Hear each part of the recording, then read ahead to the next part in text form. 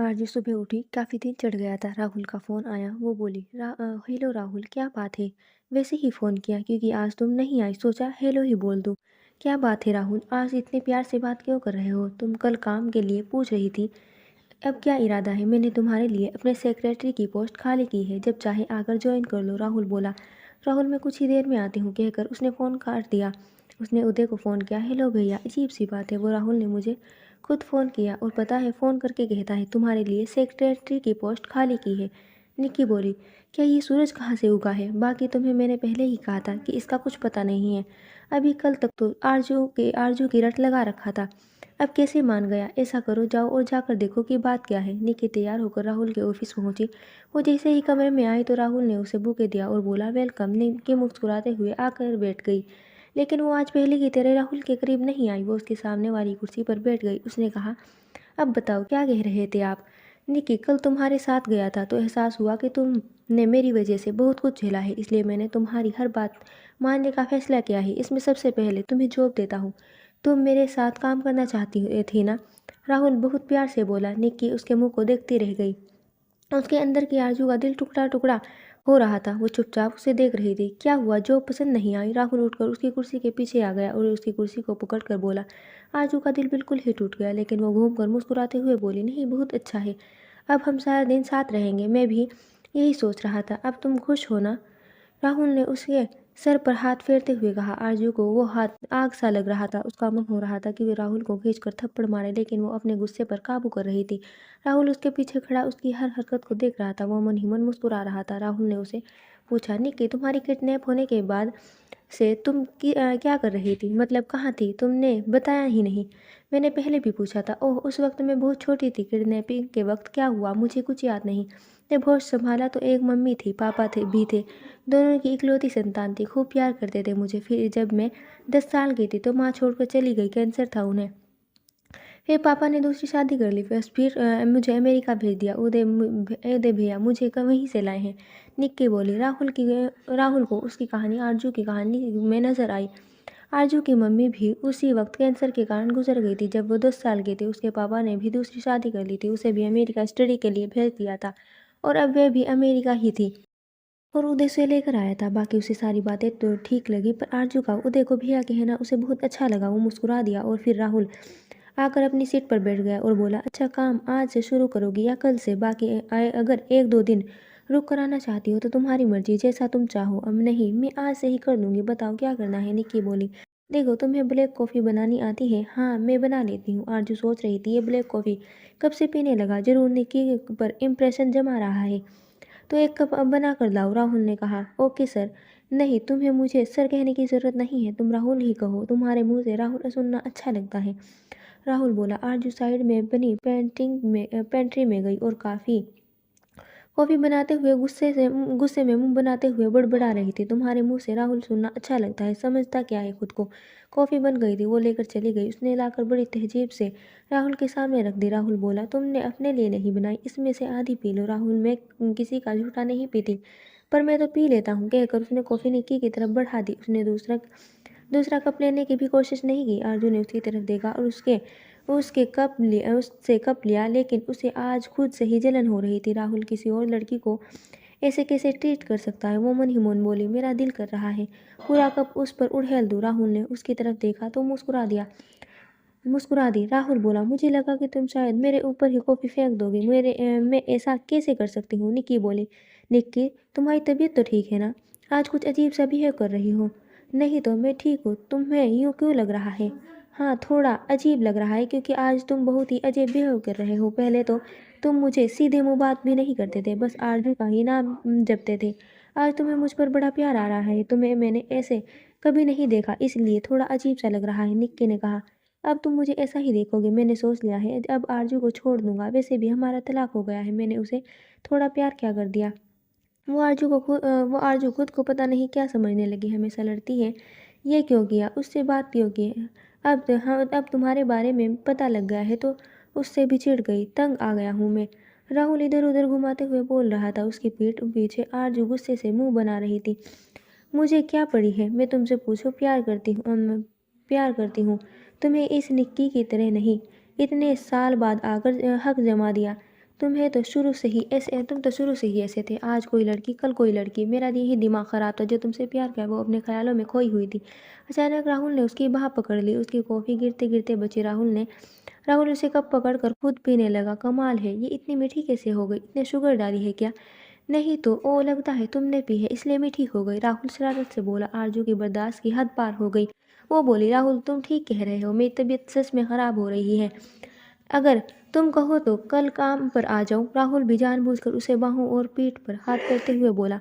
हाँ, कहाँ दर्द है मुझे बताओ, चलो हॉस्पिटल में ले चलता हूँ। आरजू को उसका हाथ लगाना बहुत बुरा लग रहा था। आरजू ने उसका हाथ हटाते हुए कहा, नहीं राहुल, मैं खुद चली जाऊंगी। अच्छा मैं चलती हूँ, कहकर वो जाने लगी। तब राहुल बोला, रुको जरा। वो रुक कर राहुल की तरफ देखने लगी। राहुल उसके करीब आया और उसे पकड़कर अपनी तरफ खींच लिया और उसने उसके नर्म होठों पर अपने होठ रख दिए। वो उसे धक्के मारकर दूर हटा रही थी। राहुल कहाँ मानने वाला था। उसे याद आ रहा था जब उसने आरजू को किस किया था, तब उसने भी ऐसा ही रिएक्ट किया था। वो सोच ही रही थी कि आरजू ने उसे धक्का मार मार कर दूर किया और उसे थप्पड़ मारने को हाथ उठाया, जिसे राहुल ने पकड़ लिया। राहुल बोला, क्या हुआ? ये क्या रिएक्शन है? कल तक तो तुम बड़ा कह रही थी कि तुम्हारे बचपन का प्यार आज क्या हो गया? मैंने तो तुम्हें पहले ही बताया था कि मैंने किसी का झूठा नहीं खाती, फिर तुम तो पता नहीं कहाँ कहाँ मुंह मारते फिरते हो। ये निक्की के अंदर की आरजू बोल रही थी। निक्की, कल तुम ही कह रही थी कि मुझे आरजू से कोई लेना देना नहीं है। अब तुम पता नहीं क्या क्या कह रही हो। राहुल को समझ आ रहा था। वो मन ही मन खुश हो रहा था कि आरजू को जलन हो रही है। फिर वे जानबूझकर नकली गुस्सा करते हुए बोला, मैं जा रही हूँ, कभी नहीं आऊँगी, कहकर निक्की निकल गई। राहुल को हंसी आ रही थी। बच्चू मुझे उल्लू बना रही थी, अब खुद पर पड़ी तो आग लगी है। कमाल है, अभी तो शुरुआत है जनाब। इबादत इश्क रोता है क्या, आगे आगे देखिए होता है क्या। राहुल अकेला बैठा हंसता रहा। उसने किसी को फ़ोन किया, ध्यान से पीछा करना, पता नहीं चलना चाहिए। हाँ जी सर। वो हॉस्पिटल की ओर जा रही है, वो बोला। मुझे पता ही था कि अगर राहुल हंस दिया। उसने कल ही एक जासूस निक्की के पीछे लगा दिया। उसकी एक एक पल की खबर दे रहा था। उसे लगा ही था कि अब निक्की उदय के पास जाएगी और उदय उसे फ़ोन करेगा। उधर हॉस्पिटल में उदय के ऑफिस में निक्की ने उदय को सारी बात बताई, पर किस वाली बात नहीं बताई। भला वो ये बात कैसे बता सकती थी? उसने बड़े भाई को ऐसी बात कैसे बताती? उदय बोला, निक्की तुम ठीक तो हो? तुम इतनी चालाक होते हुए भी ये बुद्धू वाला काम कैसे कर गई हो? अगर वो तुम्हें अच्छे से ट्रीट कर रहा था तो तुम्हें क्यों बुरा लगा?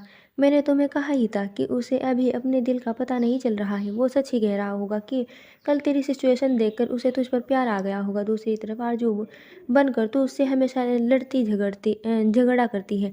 उसका दिल उठ गया होगा आरजू से। लेकिन मुझे ये समझ नहीं आता कि तुम्हें क्या फ़र्क पड़ता है। वो चाहे आरजू से प्यार करे या निक्की से, चाहे चाहे आरजू से शादी करे या निक्की से, होनी तो तुमसे ही है। तुम उसे चाहती हो तो क्या फ़र्क पड़ता है कि वो तुम्हें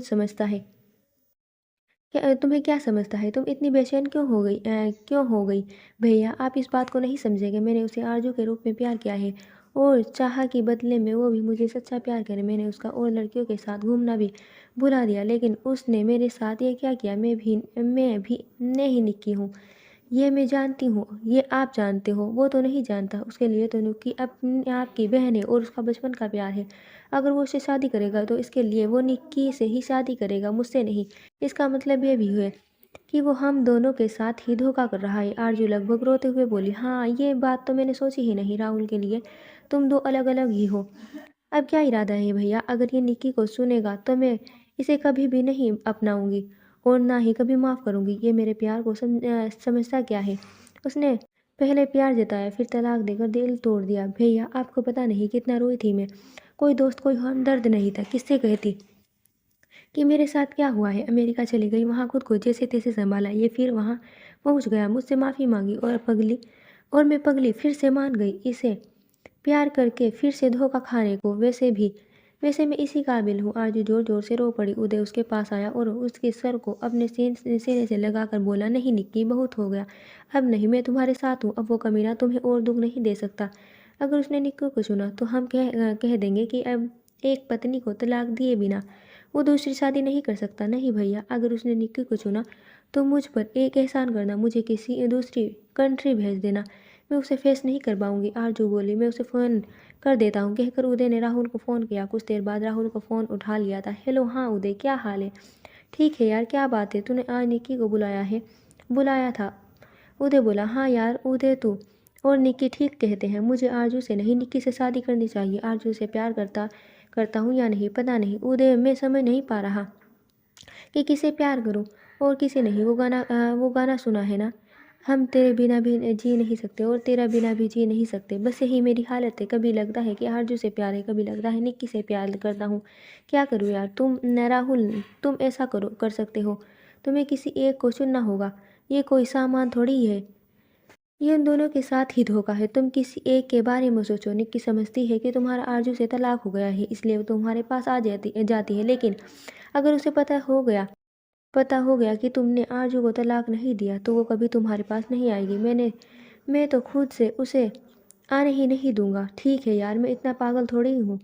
खैर कोई नहीं, मैं देख लूँगा। तुम घर कितने बजे आते हो? 7 बजे तक पहुँच जाता हूँ। क्यों, क्या हुआ? उदय बोला। मैं सोच रहा था कि आज तुम्हारे घर आ जाऊँ। राहुल बोला। क्यों, कोई काम है? उदय सामने बैठी रिक्की को देखते हुए बोला। क्यों, तुम्हारे घर आने के लिए मुझे कोई बहाना ढूंढना पड़ेगा। आंटी के हाथ का खाना खाए बहुत दिन हो गए हैं। क्या मैं नहीं आ सकता? पहले तो कभी तुमने ऐसा नहीं पूछा, उल्टा मेरे आने के खुश होते थे। मुझे ऐसा क्यों लग रहा है कि निक्की के आने से तुम बदल गए हो? राहुल बोला। वो सोच रहा कि इतने दिन और आरजू ने मेरा खूब उल्लू बनाया, अब अपनी बारी में कैसे तिलमिला रहा है। वो मुस्कुरा रहा था। नहीं, मेरा वो मतलब नहीं था। हाँ आ जाना, तेरा अपना ही घर है, तू कौन सा गैर है? उदय अपना अनमना सा बोला। ओके फिर मिलते हैं, कहकर राहुल ने फ़ोन रख दिया। अब आएगा मज़ा। ये क्या कह रहा था वो? आरजू ने पूछा। कह रहा था कि शाम को घर आएगा। अब मैं कैसे मना करता? उदय बेचारी से शक्ल बनाकर बोला। मैंने कहा था ना आपको, इसका दिमाग ठीक नहीं है। मुझे ऐसे कैसे किसी के लिए छोड़ सकता है? भैया मैं कह देती हूँ, मैं उसे नहीं मिलूंगी।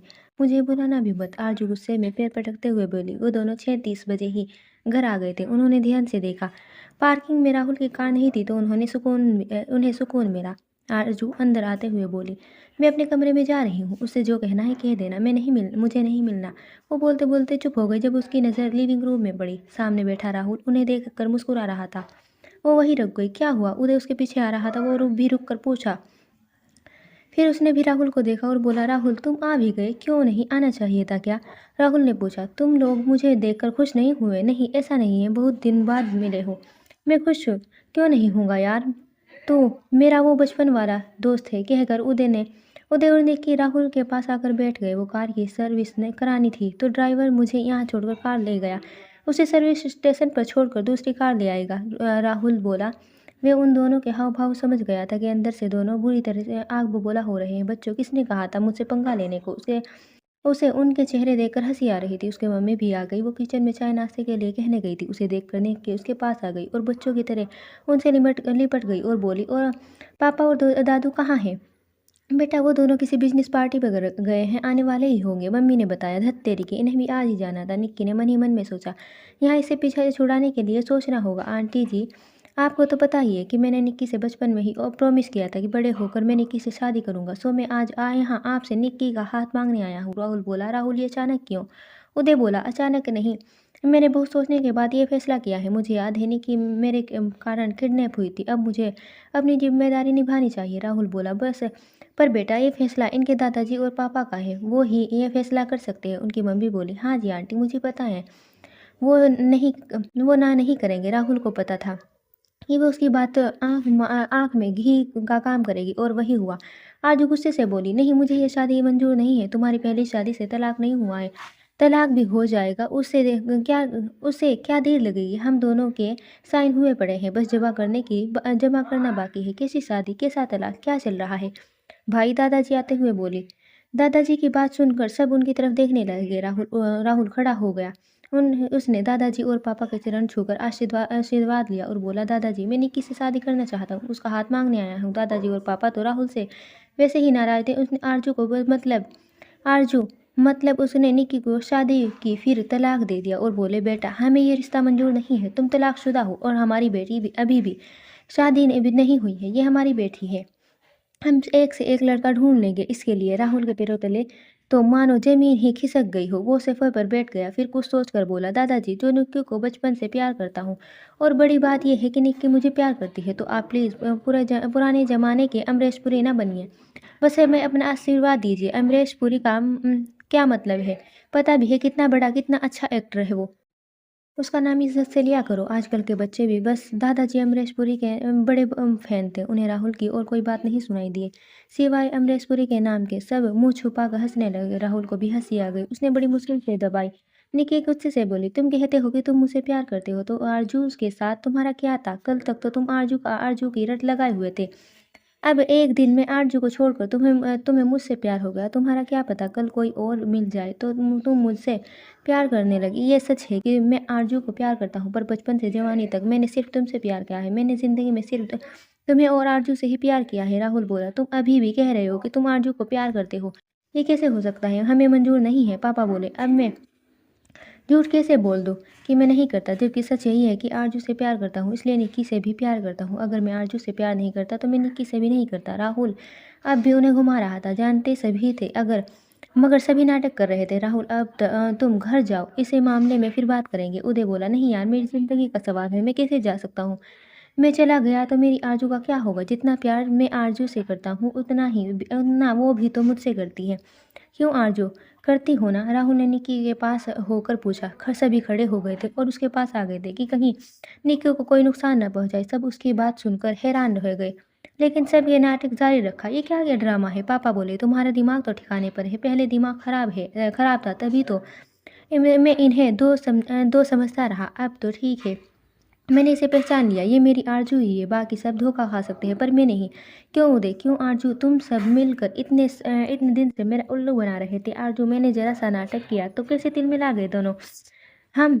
राहुल ने हंसते हुए कहा। वो आरज़ू के सामने एक घुटना टेक कर बैठ गया और जेब से रिंग निकाल कर उसकी तरफ बढ़ाते हुए कहा, आरज़ू, मैंने तुम्हें तलाक देने का गुनाह किया है। क्या तुम मुझे माफ़ करके मुझसे शादी करोगी? सब निक्की की तरफ देखने लगे। उसकी आंखों में आंसू थे, मगर उसे खुशी थी कि राहुल उसे चाहता है। उसे खुद पर गुस्सा भी आ रहा था कि उसने राहुल पर शक क्यों किया। वो अपने ख्यालों में खोई हुई थी कि राहुल बोला, जवाब दो आरज़ू। आरज़ू ने उसकी तरफ देखा। अगर मैं ना कह दूँ तो फिर मैं कोशिश करूँगा। जब तक तुम हाँ नहीं करोगे मैं कोशिश करता रहूँगा, राहुल बोला।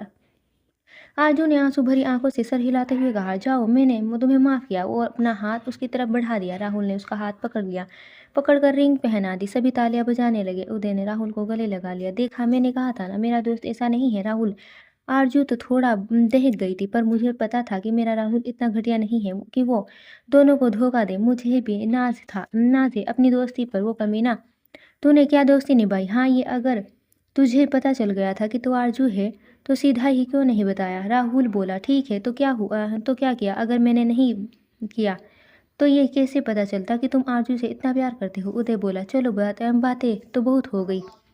अब ये तुम्हारा दोस्त ही नहीं, इस घर का दामाद भी है।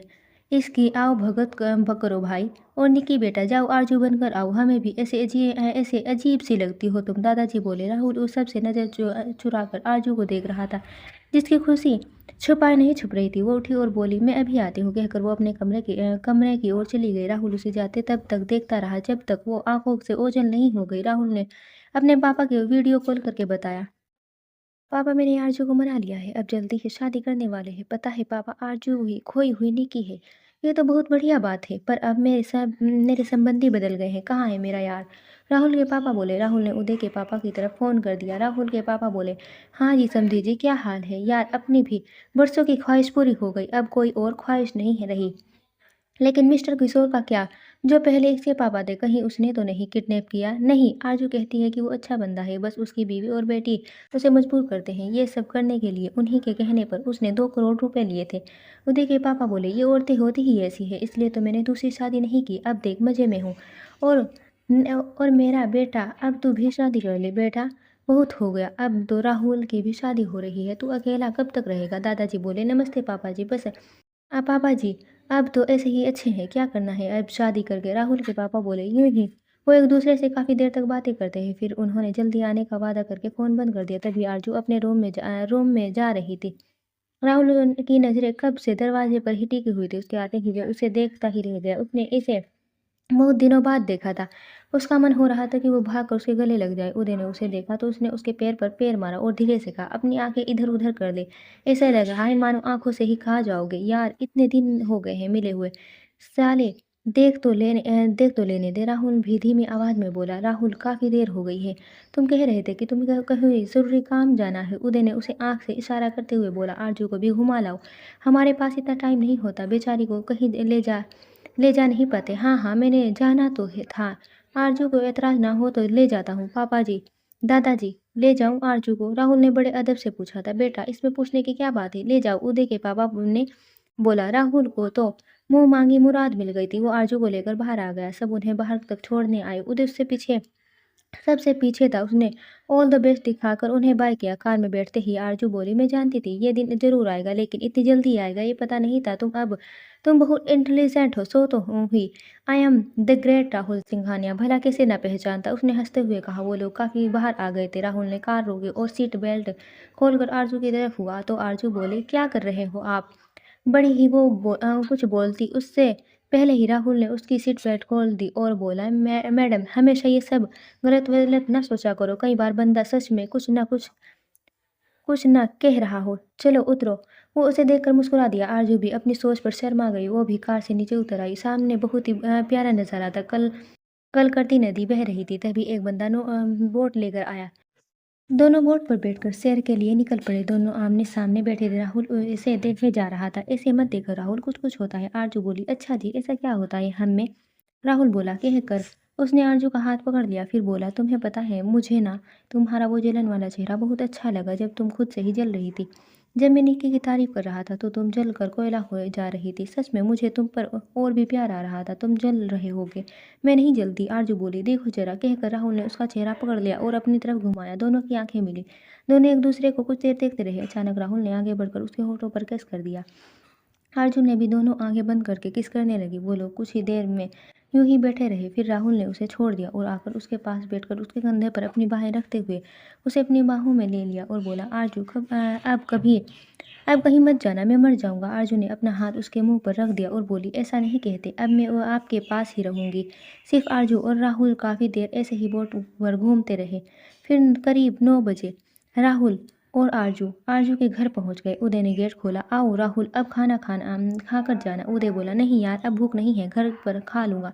फिर कुछ देर बाद रुक कर बोला, आरजू, तुम उस सुंदर लाल की टेंशन मत लेना, उसका काम खत्म समझो। राहुल बोला, जो करना है सोच समझ कर करना, कोई गलती न कर देना। उदय बोला, राहुल कभी गलती नहीं करता, कहकर वो चला गया। आरजू बहुत खुश थी कि राहुल ने उसे निराश नहीं किया। वो जाने क्या क्या सोच बैठी राहुल के बारे में। अब पता चला कि वो सिर्फ उसे ही चाहता है। वो सारी रात करवटें बदलती रही। उसे नींद नहीं आ रही थी। दूसरे दिन मनीषा का फ़ोन उसे उस फ़ोन से उसकी आँख खुली। उसने फ़ोन उठाया तो, मनीषा कैसी हो? अच्छा जी, मुझे याद भी है कि तेरी कोई फ्रेंड भी है मनीषा नाम की। मनीषा बोली, यार तू हमेशा ऐसे ही दिल में है। असल में मेरी लाइफ में बहुत कुछ ऐसा हो गया कि तुझे बताना ठीक नहीं समझा। अब कहाँ है तू? मैं मिलने आती हूँ, कहकर आरजू ने फ़ोन बंद कर दिया। तभी मनीषा का मैसेज आ गया। उसने किसी रेस्टोरेंट में मिलने को बुलाया था। आरजू उठकर तैयार हुई और बाहर आई तो पापा और दादा काम पर जा चुके थे। मम्मी बोली, निक्की बेटा, कहाँ जा रही हो? खाना तो खा लो। आरजू मम्मी के गले लगकर बोली, मम्मी, मेरी बेस्ट फ्रेंड है मनीषा, एयर होस्टेस है, लगभग महीने बाद आज वापस आई है। वो बचपन में मेरे साथ ही पढ़ी है।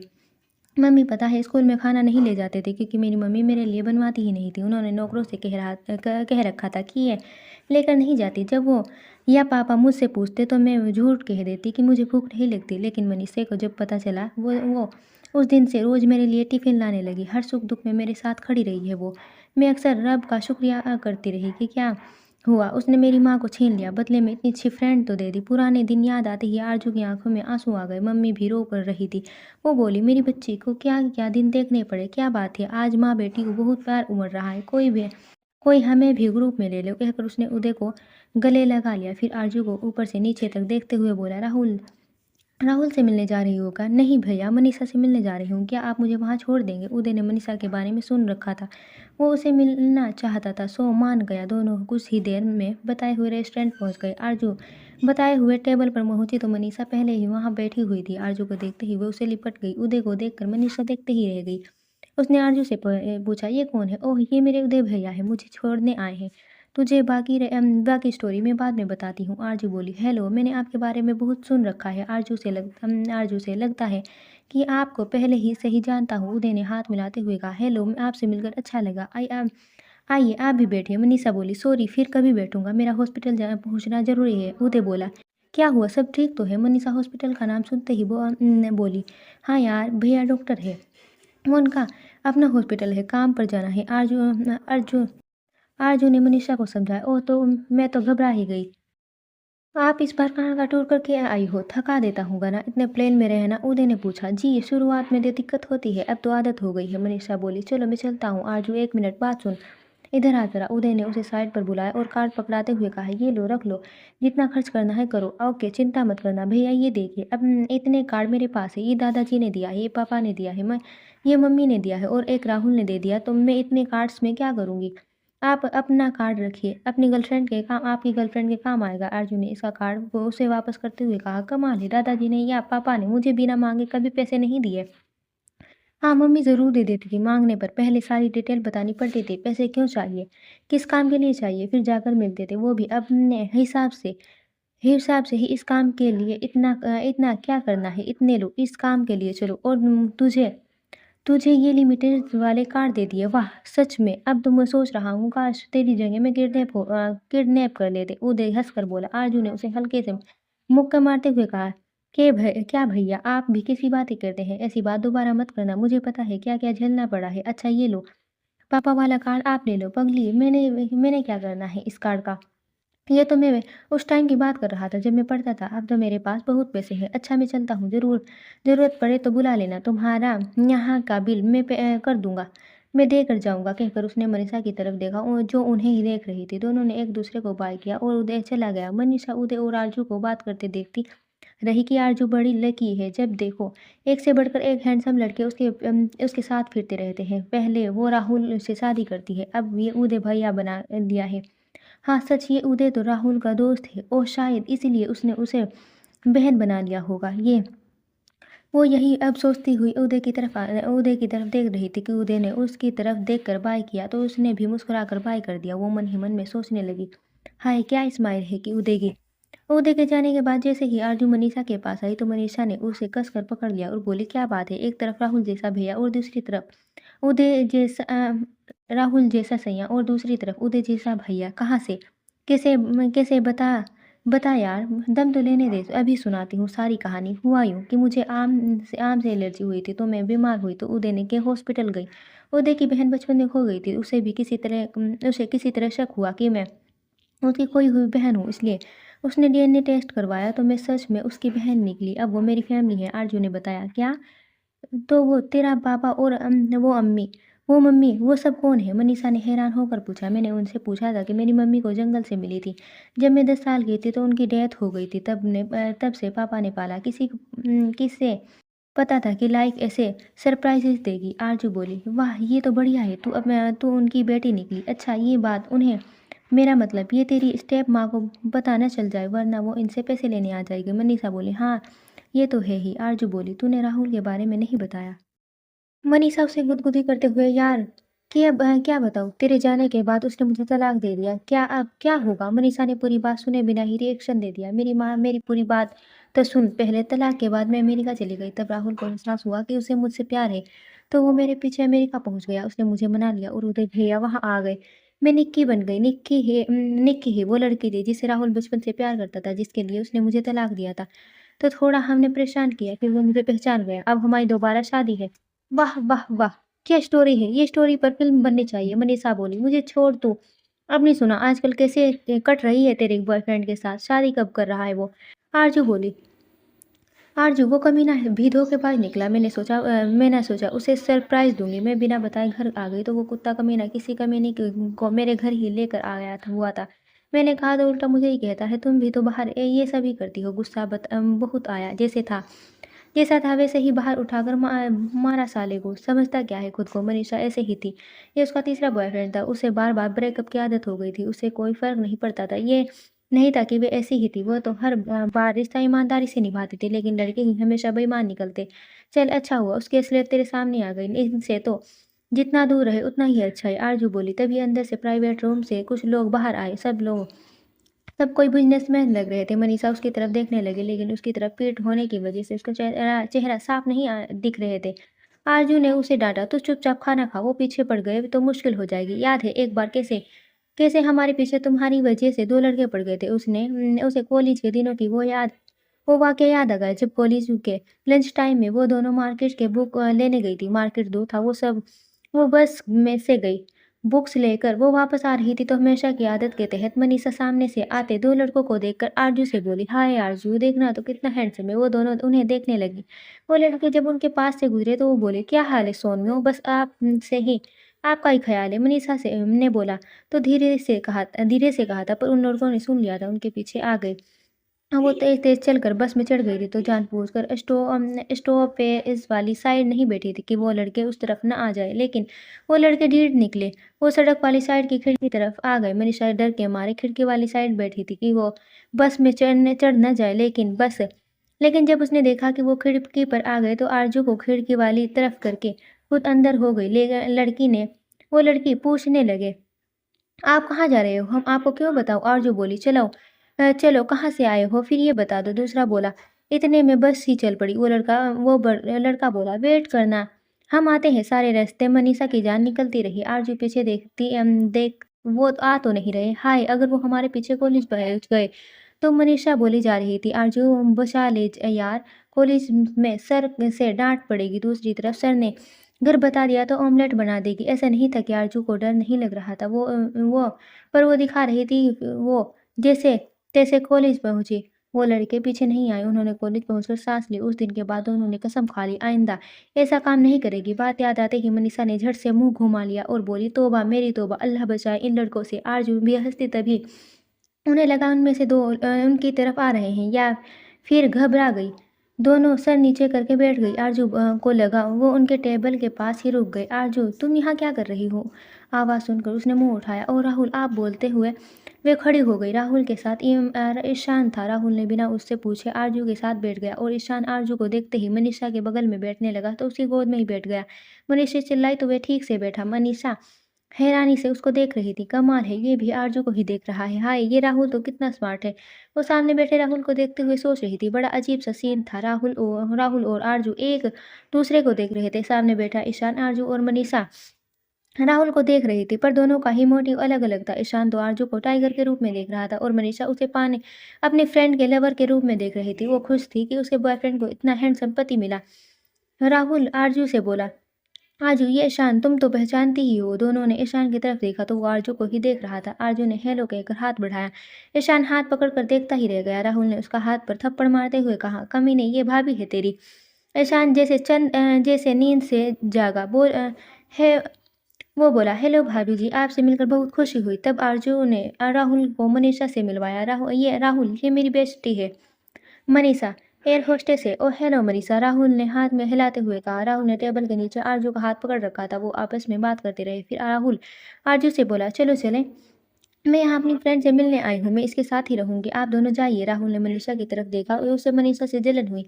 फिर ईशान को लेकर जाने लगा। ईशान वापस आया, आरज़ू के पाँव छुए और बोला, आशीर्वाद दीजिए भाभी जी, मैं आपकी तरह बन पाऊँ। आरज़ू और मनीषा ने हैरानी से देखा। जाते जाते उसने मनीषा से हाथ मिलाया। मनीषा देखती ही रह गई। वाह, क्या हैंडसम है, एक ही दिन में इतने हैंडसम लोग। हाय, मैं कहीं मर ही ना जाऊँ। वो लोग चले गए। असल में राहुल आज एसएल बिल्डर्स का पता लगाने गया था। एसएल के पार्टनर से इनके शेयर खरीदने आया था। अब राहुल के पास उनके 30% के शेयर पर।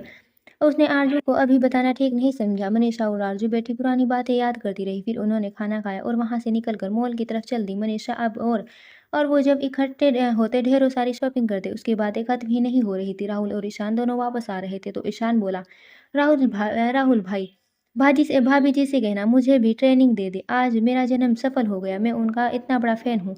उन्हें मिलकर मुझे बहुत सब मिल गया है। ईशान अपने आप ही बोलता चला गया। अब तू बस भी करेगा, वाइफ है मेरी। इतना तो मैं भी उससे मिलकर खुश नहीं हुआ जितना तू हो रहा है।